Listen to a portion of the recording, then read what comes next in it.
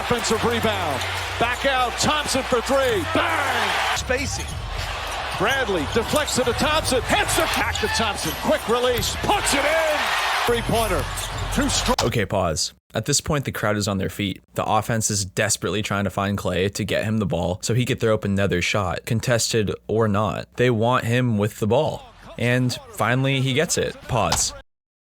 There's no way he misses this, right?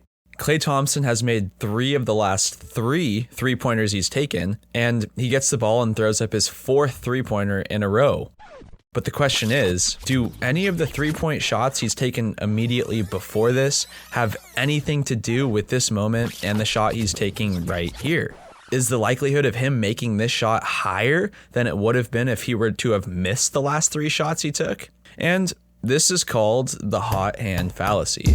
This is basically the idea that as you continue to make shots, your likelihood of making more shots goes up, which makes the likelihood of your next shots to go up even further. In effect, it's a self-fulfilling event, and it would seem that certain players do actually find this hot hand. And you might even be thinking to yourself, wait, I've found that rhythm and I've had a hot hand. I could feel it when I shoot the ball, it's gonna go in. So it must be true. And maybe it is. But is the reason for this really a hot hand? Or is it actually just a fallacy with hot hand streaks being nothing more than a few shots in a row falling? Some who have studied this phenomenon call it a simple deviation from the mean. And if you look at a bell curve, these shooters will spend most of their time shooting in this range of percentages, with their true shooting percentage being here. But they also argue that given a large enough sample size, at times, you will also have an overrepresented period of time in these areas as well, which is simply nothing more than what they call mean deviation, a simple randomness that occurs when you deal with large enough sets of numbers. So the question remains, is the time spent in these areas nothing more than a random occurrence? Or are there real-world phenomena that affect when a shooter is in these ranges? Like having a hot hand, for example. To fully and better understand this phenomenon, the game 21 specifically can be a good way to do it. So let's look at this clip from the movie The Big Short to help us illustrate Good odds. In fact, your chances of winning this hand are 87%. So, my odds are good. I'm on a winning streak. Everybody in this place wants to get in on the action. How could I lose, right? Now, this is a classic error. In basketball, it's called the hot hand fallacy. A player makes a bunch of shots in a row. People are sure they're going to make the next one. People think whatever's happening now is going to continue to happen into the future.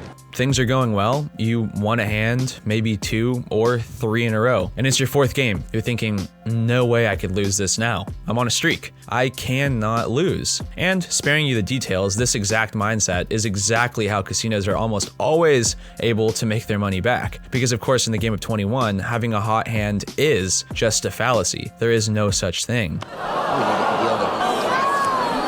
And this is just a fact. Each hand of 21 has nothing to do with the games prior or the games to come. They are all played on an individual basis, with the odds of each game being fixed and never changing, regardless of how you feel on a personal level. But wait a second, 21 is not basketball, and with all respect to Here's how a synthetic CDO. Richard Thaler, this fallacy may simply not apply to basketball. As opposed to 21, the human element is very real in basketball, and it's possible the two may not even be comparable. And let me explain. In this moment right here, no outside factor can change the outcome that's about to happen. That card was going to come out and be dealt regardless of what the energy in the room was, the dealer's dealing, or the player's mood at that moment. This card wasn't going to change no matter the outside circumstance. And actually, this hand was decided minutes, if not hours, before it was ever dealt, as the card etched closer and closer to being dealt. Could this all be in complete contrast to the parallel scenario with Klay Thompson moments before his release, where there are in fact countless outside factors that actually do dictate where this ball goes? And my answer is yes, and it doesn't take too much to imagine how it could.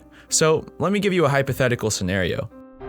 The confidence Klay has in this very moment, which may have in part been due to an electric and supportive crowd, together make him even more sure of himself. And in turn, the likelihood for a range of mistakes and micro adjustments he could have made is reduced because his relative anxiety in this situation has likely been in a downward trend since his first made shot. And to take it a step further, this defender right here might know Klay Thompson has made 3 of his last 3, so he's overcompensating on defense and playing him too tight, which results in him falling victim to this screen, giving way to Klay getting even more of an open shot and reinforcing all of the confidence he had in the first place. Point being, it's really not hard to imagine a scenario where a large array of factors could affect this shot for better or for worse, which in my opinion discredits the whole hot hand fallacy.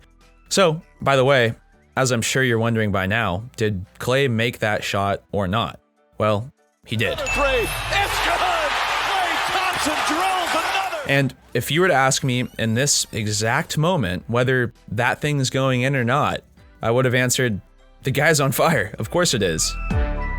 So, is there anything to take away in knowing any of this? Well, actually yes. Think about it. Every time a team goes on some sort of streak, the first thing the other team does is call a timeout. This is a way to slow or even put that momentum to a complete halt, which makes a lot of sense to me. Basketball players and athletes in general tend to have patterns of momentum, both to the downside and to the upside, and some may call that the randomness of mean deviation. And even if it were true, and that's all they are, regardless of how or why exactly these swings of momentum are occurring, the one thing we can be absolutely sure of is that they are occurring. So here's the takeaway. If you find yourself in a rhythm, embrace it, step into it, and harness the energy it provides. Take a shot that's on the outer edge of your comfort zone. But at the same time, when you're clearly on the wrong side of this rhythm, it's important to recognize that as well.